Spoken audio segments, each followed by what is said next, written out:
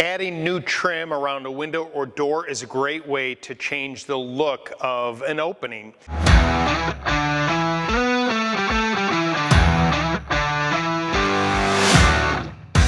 I'm going to demonstrate how to do that right now. I'm using a 2¼ inch primed colonial trim. This is a widely available trim that you can find at a lumber yard, and it comes in many different widths and styles, but colonial trim is one of the most popular. I'm going to be using a miter saw. This is a power miter saw, and I'm also going to be using a nail gun here. This is a cordless nail gun with about 2½ inch long trim nails. You can also use a hammer and nails if you don't want to go the route of a nail gun, but this will kind of make quick work of it, and if you're going to do multiple openings, it may make sense to make that investment. Okay, you always want to make sure you use safety glasses, and I have a window over here that doesn't have any trim, but what it does have is what's called the jamb extensions that are flush to the wall. So the very first thing when you're figuring out how much trim you need is you want to measure the width, and you can typically kind of run that wild, so you can go longer. So this is about 42 inches wide, and then the height of it is a little bit more than 5 feet. So remember that when you're mitering these cuts, that's going to be a little bit taller. So you need that trim, whatever you measure it. The pieces that you're going to cut have to be at least about 1 foot longer so you have enough play in there. Now, one of the things to consider is that when you place this trim over what's called the jamb extension, there's going to be a slight reveal between the wood here and the beginning of the trim. Sort of a rule of thumb is that you want a 1/4 inch gap or reveal. So you're going to take your tape measure and come up with a 1/4 inch, and you're going to mark it with a pencil right there. That mark, when you place the trim on there, is going to be where you line it up, and then you go all the way up. So it's a good idea kind of in the middle to also make another mark here at a 1/4 inch mark. And then I'm going to use a ladder because this is kind of tall, and I'm going to do the same thing up high.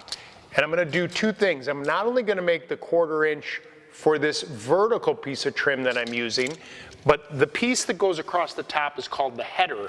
I'm going to mark that 1/4 inch, and I'll tell you why in just a minute. So I'm going to use that across one side, the middle, and then on this end as well, that 1/4 inch. Now, why is that important? And while I'm up here, I'm going to do this 1/4 inch here as well.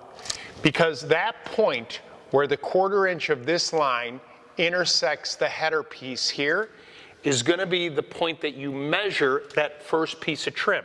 So we've got a flat cut on the bottom, a straight cut. I'm going to put my tape measure down there, and I'm going to bring the tape all the way up, and when I come to that point, the short end of my cut, meaning that 45-degree angle, is going to be at 60 inches, rather 5 feet. Now I'm going to double check this side. In a perfect world, that'll be the same number if the window is installed properly and it's square, and look at that, it is. So those first two pieces are going to be cut from a flat 90-degree cut on the bottom to a 45-degree here. The short side of that cut is going to be 60 inches, and then it's going to get longer. Okay, remember that old adage of measure twice and cut once? That is true, especially when you're trimming around windows and doors. Now I've got a piece of trim here, 2/4 inch. I'm going to kind of orient it and see that this is going to be my flat cut on the bottom, which looks pretty good. And so this is going to be the top. So I know that this is the first one I'm going to measure. Remember I mentioned it was 60 inches to the short side. So what I'm going to do is hook my tape measure on the bottom of this, and I'm going to measure up. Now this is important when you're using a tape measure. There's a top side and a bottom side to a tape measure. So if you're measuring on the bottom side, you want to mark the bottom side. So I've got this on that edge. I'm coming up to 60 inches, which is right here, and I'm going to make a mark. And just so I make sure that I get this right, I'm just going to draw a line loose like that, which makes me remember that that's the way I have to orient the saw to cut it. I'm going to take my miter saw, and on this particular one, there's different click points, And I know that that's a 45-degree angle because it's a right angle of the window. I've set it to 45 degrees. I've tightened this down. Now I'm going to take my piece, I'm going to put it on my saw. This is a pretty lightweight piece here. And you're going to make sure that your hands are away from the blade. And you're going to hold it firmly there on the left side here for me. And I'm going to lower my blade just to kind of see where it ends up on that mark. And then you're going to turn the saw on and slowly make a cut.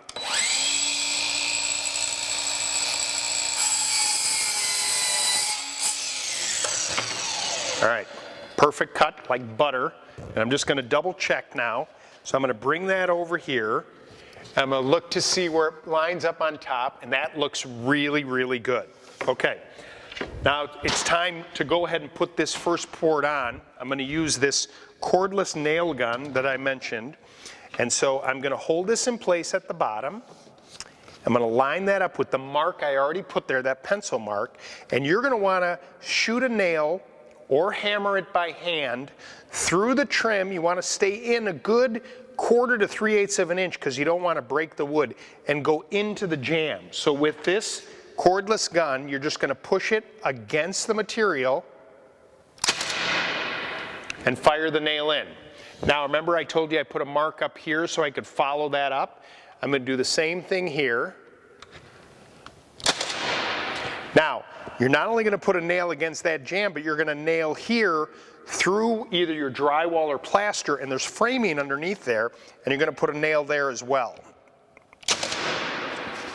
What's important to note when you're using a nail gun like this, you have to follow all the necessary safety requirements, and you have to be comfortable using a tool like this. And when you're going to push it before you actuate it, you want to make sure you apply firm pressure and hold it, because otherwise it bounces and then the nails don't sink into the trim, which causes more work for you. And I'm just going to line this up again, and you don't want to overreach.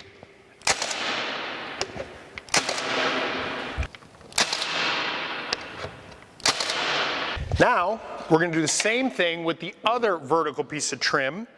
We measured that, remember that it was 60 inches as well. And again, you want to make sure that you're lining this up. So this piece of trim is going to go here. This is going to be my outside edge. So now we're going to measure again from the bottom of the trim. Now I'm on the top side of my tape measure. I've got that lined up with the edge of my trim here. I'm going to come all the way to 60 inches. I'm going to make a little mark there right on 60. And just to keep me honest, I'm going to put a little line like that so I remember which way to orient my saw. Now I'm going to spin this to the other 45-degree angle. I'll turn this so you can see it a little bit. And now I'm going to hold that in place. Again, I'm going to drop the saw before I cut it and kind of pay attention to where that line is. I'm going to keep my hand away from the blade, hold it firmly, and then pull the trigger on the saw.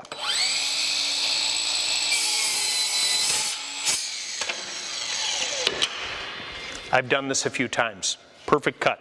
Now we're ready to go ahead and mount this on this side as well. I'm going to follow the marks that I made on this side also, using the nail gun.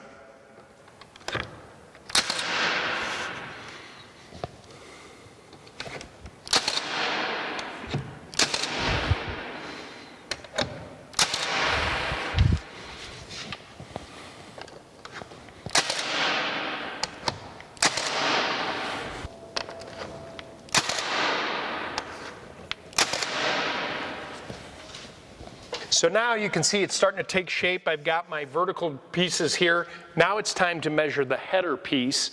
And there's a couple ways you can measure. You can either hook on and measure the long tips of the cut, or I like to actually do the shorter side. So I take my tape measure right up against the short side of the cut of the trim, and I hold it there firmly, and then I come across here and I measure to the short side, which is 32 1/4. Just a little heavy, 32 1/4, which is about a 1/16 of an inch. And I'm going to go ahead and cut that 245s coming in like this. that will then lay in place and nail it. So you can either measure to the outside corners, which is the long side of the cut, or the inside, the short side of the cut, and that's the way I'm going to measure this. Okay, this is going to be our header piece right here, and so the thicker portion is what's going to go on top. So you're going to start with a 45-degree cut, an inside cut here. So I'm going to lay my trim on the deck of the saw. I'm going to hold it firmly, making sure my fingers are out of the way. I'm going to make that first cut.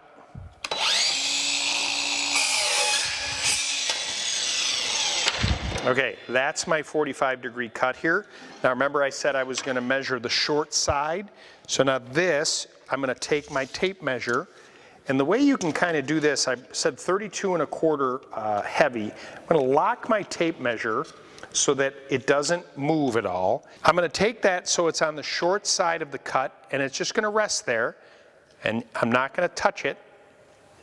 Then I'm going to come over here on the same bottom side, 32¼ heavy, which is a little bit of a 1/16 of an inch I mentioned. I made that mark right there. Okay, and just to make sure I cut it, just a little mark there to remind me. Now I'm going to spin the saw over to the other 45-degree angle. Use the saw without it running to kind of line up the blade, make sure that the cut is right, and then I'm going to fire it up.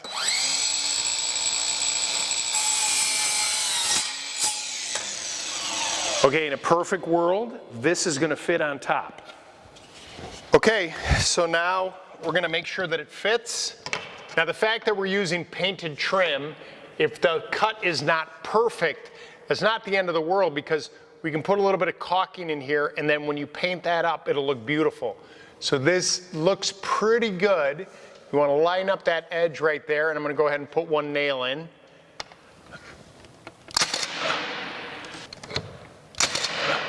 Okay, then we're going to come over here.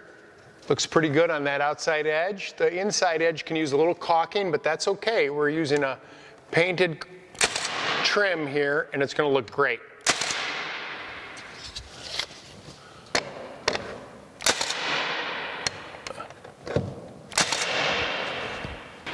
Looks great. Okay, remember to always follow the safety instructions on any and all of the tools you'll be using for a project like this, but it really can change the look of your home. Now, if you want more helpful videos, please subscribe to our YouTube channel. You can always learn more at acehardware.com or stop by your local Ace Hardware store, because Ace is the helpful place.